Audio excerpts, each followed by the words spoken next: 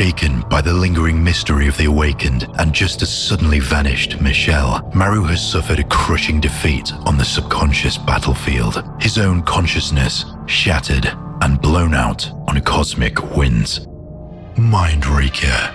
Background: Anger. Episode 5. Conspiracy Garage.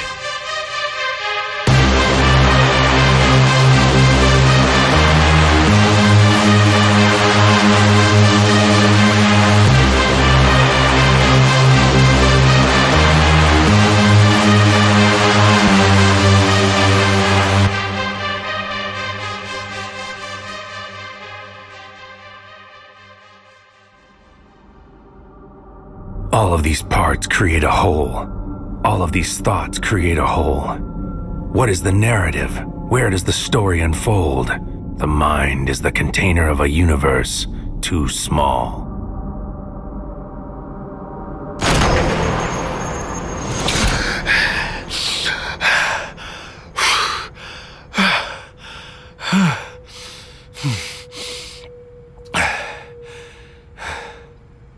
I grasped for air, struggling for breath, reality strangling me in its abusive grip. An exchange of numbers, mind for matter, spirit for wine. Who am I? Where am I? The revelation of emptiness, the threat of non-existence. Then it all comes crashing back in one violent instant. Time, place, identity, subversive regret, the bullet through the shadow soul.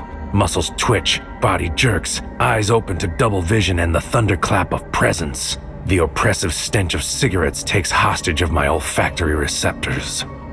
The memory floods back. Carl, white male, 45, medium build, goatee, weak chin, single, twice divorced, the gun in his hand, the explosion of fire in my face, the choking on the breath of the material plane. Back in my seat, back here, defeated. Expelled. Mission status, failure. Complete. It's quiet. Breath steady now.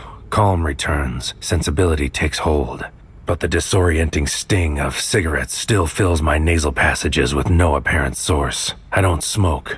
No guests have smoked here in recent memory. I conclude it must be coming from the hallway outside and let the mystery slide from my awareness. On the table beside me, the customary text asks the question, how did it go? And then I see her face. Michelle, my Michelle. The panic kicks in, the single message on the screen reminding me, taunting me. No voicemail, no text. She hasn't responded since the ugliness of the previous morning. Hi, this is Michelle. I can't come to the phone right now, but if you leave your name and number, I'll be sure to call you back. Pinky promise. Rumination, fascination, monolithic spite. The hour in Egypt has passed, a sunken aspiration, a blank canvas of remorse. Without sparing another thought, I gather my keys and wallet, throw on my shoes, scramble down the stairwell to my car and race down the street, fingers pounding the wheel at every obstinate light until I'm in front of her apartment complex.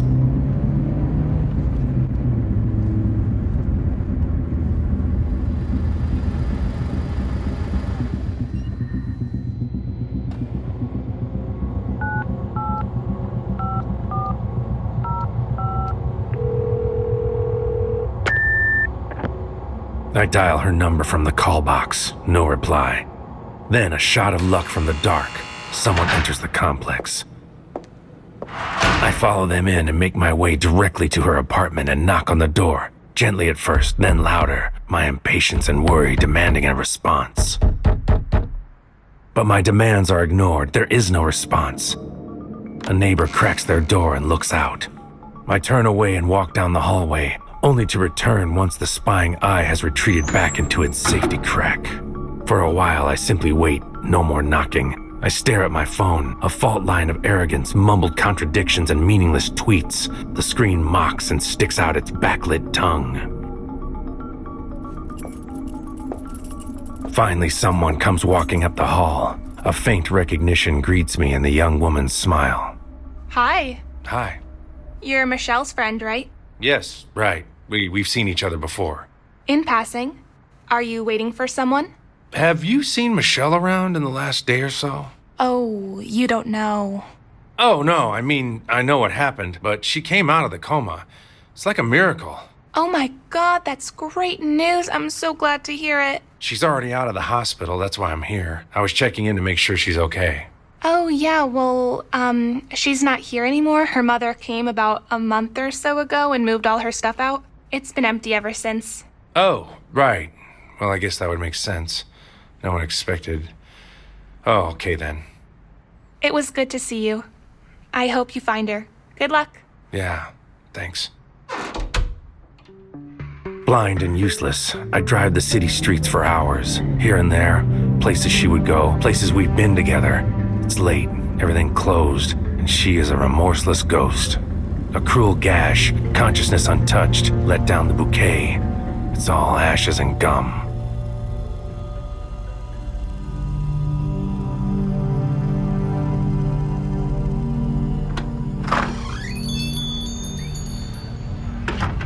Jesus, man, you okay? You look terrible. Was it the mission again? I'm fine. Couldn't sleep last night. Did you find anything out about Michelle? Nothing yet. We sent agents to the hospice, her apartment, her last known place of employment. Nothing. No one's seen or heard from her. This just doesn't make sense. You had better prepare yourself to accept the fact that she may have been compromised, soldier. There's a good chance it has something to do with her sudden recovery. We all want the best for her, but... The thought had already occurred to me. Sorry you have to endure this, Maru. I know from your files how much she meant to you. It's an ugly war. Thanks, I guess. And in war, we have battles. How did the mission go? I got in this time, but the invader blew me out. Haven't had that feeling in a long time. God, my head is still pounding. At least you got in. We've decided to go in a different direction with this one. A new target, close associate of the previous target. We suspect they're working together. On the inside or the outside? Both, we think. And that's what we want you to find out. He reaches down into his briefcase and removes the envelope, slides it across the table and under my fingertips. Good luck. A combination of thirds. The shrink wrap goes on tight. Actions have two meanings, born in celestial light. What was once never spoken can be silenced no more. Enshrouded in Neverland, two players on the board. Bishop to rook, bishop takes rook. The high quarter, disintegration of time, push back at reality's door. A voice in the doorway, Vanu Maharishi Manu. Celestial navigation and natural law. Shattered pottery on the baker's floor. Reciprocity, monstrosity, Satan's cowl hangs in the melting armoire.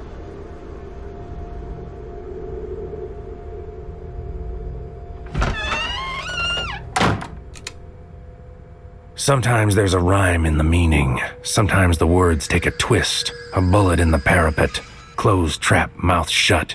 The air stirs dissent. That familiar status. Vacant and cream, loneliness. The liar's forge. Too many don't say I love yous. Just waves crashing on the beach. Eating away at the coastline. Reshaping the sculpture. Recasting the view. Remove my phone from my pocket.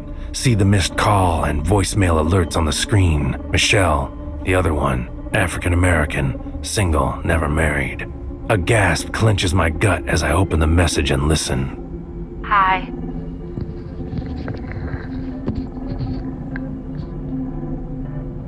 I just wanted to call and say I'm sorry about the way I acted.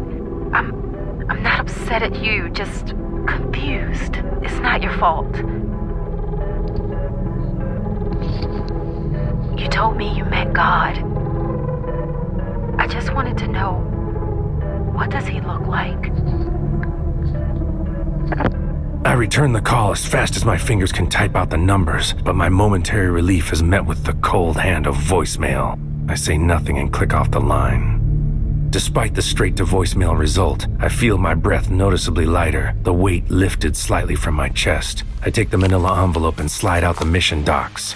Time to get to work.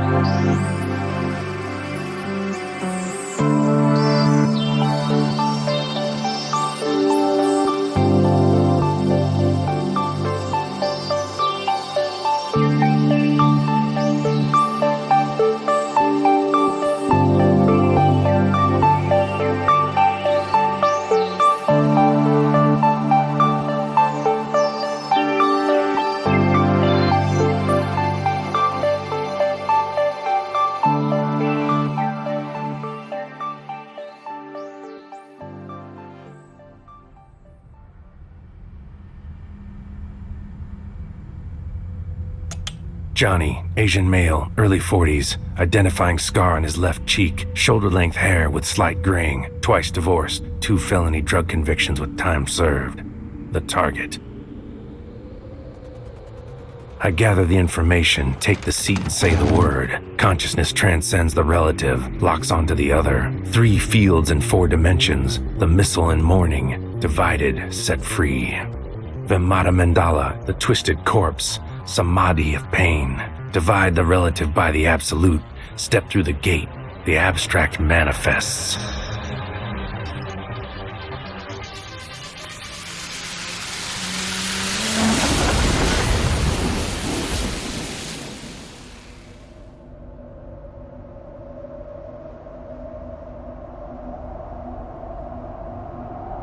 His world fades in around me, my eyes to his mind, psychic sniper, undercover consciousness behind enemy lines. Into visible light, feet on the ground, the invisible ray. A chain-link fence runs the length of the long street ahead of me. Sun-baked patches of grass and dirt along the shoulder of the road. An empty lot swallows the landscape beyond the fence.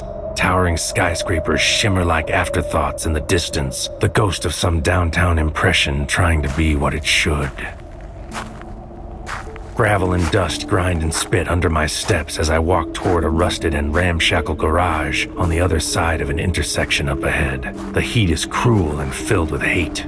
I am exposed on the open road as I approach. No hope for surprise, no chance for the drop. I affect a casual demeanor in my stride. My shadow keeps pace in my peripheral vision, burned into the earth by the blue haze of the partially eclipsed sun. Then something forms in that negative placeholder, a form in 3 dimensions where once were 2. I stop and my eyes adjust to meet my sudden companion. The little boy from the previous mission stares back with large wanting eyes. Recognition brings a stern realization. My mind has been out of sorts, focus off, my aim untrue. I've become random and sloppy, falling victim to rookie mistakes. Psychic bleeding all over the targets, jeopardizing the work.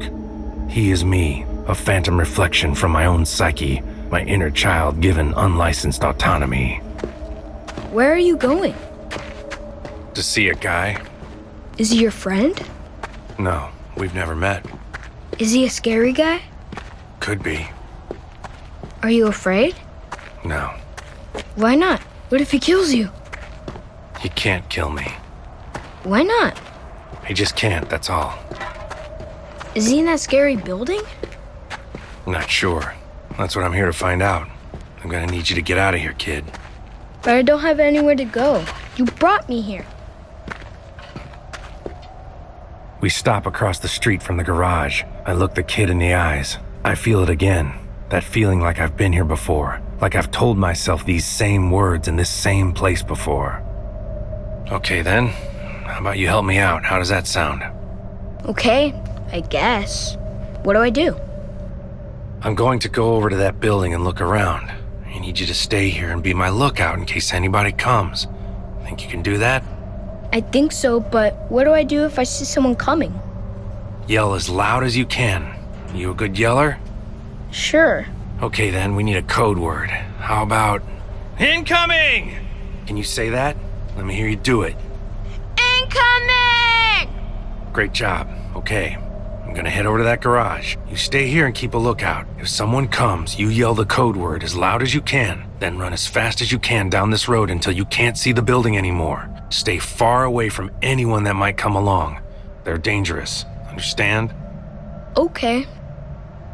Remember, incoming!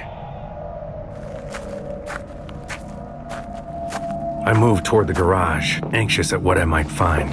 The doors are all locked, lights off inside. I circle around until I come to a window that looks like I can fit through. Inside, I find myself in a cluttered office. It smells of cologne and grease. I step to the door and slowly slide it open to the garage. Empty. No vehicles, no mechanic, no target. I cross the room to another door and look through the window to a larger office on the other side. I turn the knob. It's unlocked. I enter. Paracelsus, the freedom to desire, mother's milk and the division of hate, pins in the map of the grand design, the butterfly pinned to the wall, machinations and playthings, the dark ego feeds it gore. At the back of the room, there's a table strewn with maps, notebooks, and printouts. With each step forward, the foreboding gun pulls the trigger. Intel, research, details not unlike the material provided me to find my targets. The construction of evil, plans made in the dark, a malevolent plot from another realm. Michelle, my Michelle, a photo of her walking in the street, name and information, an address I don't know. Michelle, African-American, 35, single, never married, a close-up photo of her face, a screen capture from her webcam. No personal information evident in the material, but clearly they're looking into it. I study the address connected to Michelle, my Michelle. Must remember on the other side. Incoming! Incoming! The shrill voice cuts through me, wither and coarse. I write the part, mechanical bloom on the terra facade, consciousness approaching from the east. Through the window, a hot rod of some dark and anxious design approaches on the road. The kid running across the lot toward the building, disobeying my instructions, endangering us both. The guttural growl of the restored Mustang muscles its way into the lot on painted flames and skids to a stop. I am still, watching. The kid taps on the window, gestures to the commotion, then ducks behind a dumpster. A figure rises out of the vehicle, Asian male, early 40s, identifying scar on his left cheek, shoulder-length hair with slight graying, twice divorced, 2 felony drug convictions with time served. Johnny, the target. I duck behind the desk as the drumbeat pounds closer. Hostile ambition, the raving dark, an island of nothing in the spirit's heart.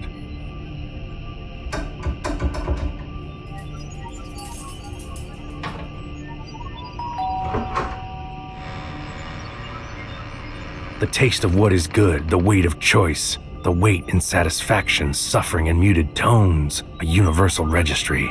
The slow rolling out of beats, no breath in my lungs. The target steps across the room and out into the garage. The moment strikes like midnight, warning siren on blast. He has their information. He's on the hunt. I have to stop him here and now. This may be my only chance. I know what to do. That foul utterance. A soul-twisting snipe. The only path to freedom from this ever-darkening tunnel of despair. The death mantra. I move forward toward the open door to the garage, and at once the entrance swings open. It's the kid. I see the figure swing back. Light strikes gunmetal in his hand. I'm already mid-stop in the doorway, no time. In the instant I begin to hear the blast from the gun, I make my move. Spontaneous combustion of the soul, spirit on ejector seat, synaptic bailout, emergency escape. I throw my consciousness into my childish self. A flash of tie-dye energy blinds my displaced senses. The image reappears from another angle. I watch my grown-up self crumple to the floor like an empty sock. Then I see him, the target gaining in the doorway, gun muzzle aimed right at me. I speak the word on high-pitched strings, ignite the whirlwind, a spark from the rock, the fist of judgment on vibrato strings. In solo connect!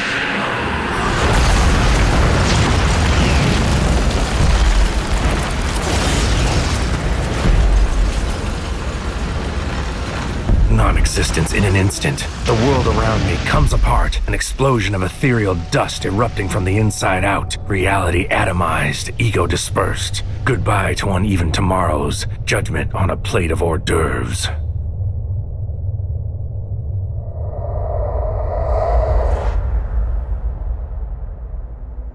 Before I can even perceive my own identity, I taste the vomit coming up in my throat, the shock of the real, the sickening strike of the now, butcher's blade, fine trimming the eternal.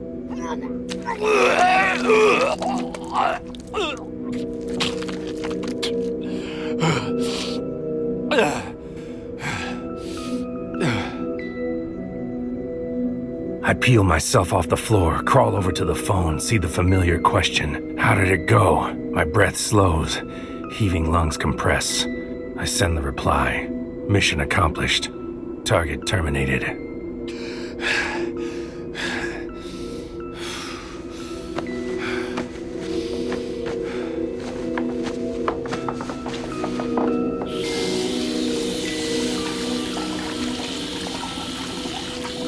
Snap back to forward. Suddenly I see it in my mind. The name, Michelle, an address. What was the address? Focus. Eyes closed. A blind man reaching for clues in the dark. Then I feel it. Fingers on braille in the darkness of memory. I scribble it down. The address. Her address. Michelle. My Michelle.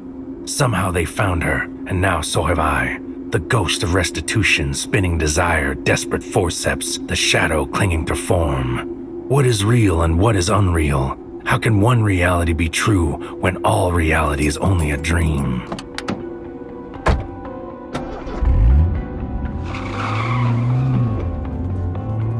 I'm already on the road as I punch the address into maps. 92312, somewhere near Barstow. Into the night I fly.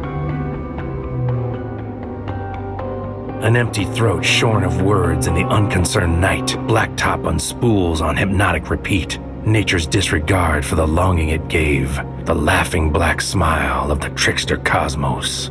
The sun is lifting its veil from the cold horizon as I finally near my destination. Dust sweeps the land with its liar's haze. Post-mortem conversation with the moon.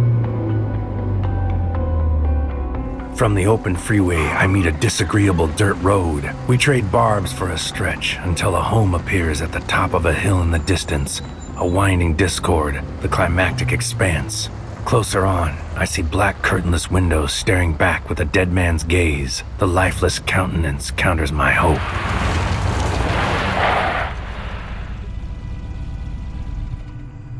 The sinking feeling takes my guts firmly in fist before I even step out of the car. The house is empty, abandoned. I walk slowly to the entrance, looking through the open windows to the decaying shell hiding in the shadows within. The walls mock me with graffiti middle fingers. I push open the front door, barely suspended from its hinges. My feet kick their way through cigarette butts, empty beer cans, and liquor bottles. Finally, in the back of the house, spray painted in crooked black letters across an empty wall, I find the message. She's already dead.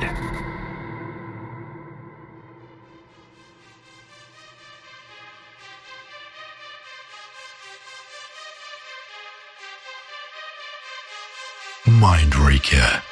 Background, Anger, Episode 5. Starring Sean Schemmel.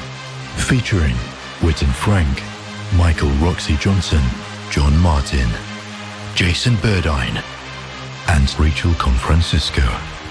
Mindraker. Background Anger is a Spiral Opus audio production. Created, written, and produced by Roy Burdine. Co-produced by Sean Schemmel. Sound engineered and mixed by Mark Labib. Mindraker. Background Anger is copyright 2023 Roy Burdine.